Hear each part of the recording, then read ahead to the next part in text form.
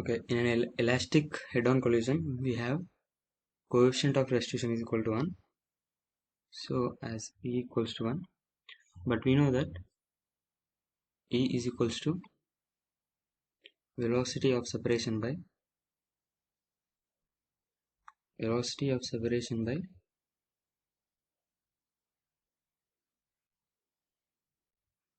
velocity of approach.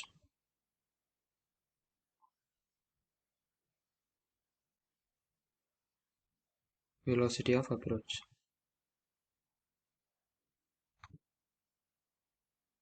So, and this equals to 1 implies velocity of separation equals to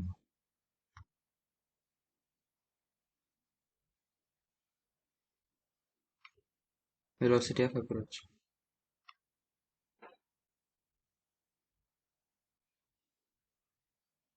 So second option, velocity of target is always more than the velocity of projectile. No, this need not be true. And remaining all of the options doesn't make any sense. So this is it.